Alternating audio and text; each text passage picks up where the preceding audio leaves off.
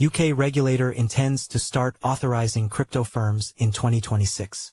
The FCA's intention is to create new rules for a more stringent regulatory regime, its Director of Payments said. The UK's crypto industry has just over 12 months to prepare for an even stricter regulatory regime, a senior official with the country's finance regulator said.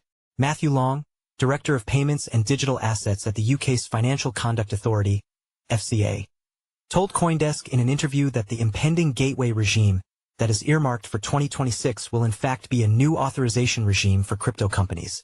We will have a gateway which will allow authorization. But obviously we've got to go through those consultations, create those rules and get the legislation for that to take place. Long said. This regime will be a leap from the current anti-money laundering AML1. Firms like crypto exchanges Coinbase, Gemini and Bitpanda will move away from just needing to register with the country to comply with anti-money laundering rules to an authorization regime with rules for a suite of offerings. This will require them to go through a fresh process to secure approval from the FCA. The FCA intends to release papers on stablecoins, trading platforms, staking, prudential crypto exposure, and more this year. The regime is expected to go live after final policy papers are published in 2026. Long said. Since its anti-money laundering register for firms opened in 2020, the FCA received 368 applications from firms wishing to comply, but only 50 firms, 14% of applicants, have been approved so far. Many firms may have to start again. Read more. UK financial regulator aims for crypto regime by 2026. Upcoming legislation will define what counts as a regulated activity. The FCA's long said. Companies that engage in those activities will need to seek authorization. In 2023, the former UK government released papers that said regulated activities would likely include crypto and fiat-referenced stablecoins issuance as well as payment, exchange and lending activities.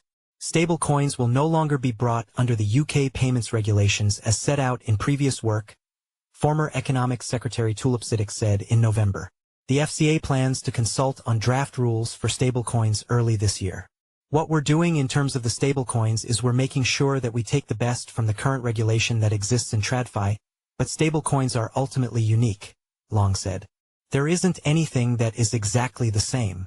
We've got to adapt the regulation that we've currently got. Read more. UK to draft a regulatory framework for crypto, stablecoins early next year. The FCA is still deciding on the process crypto companies will need to go through to get authorized. Long said.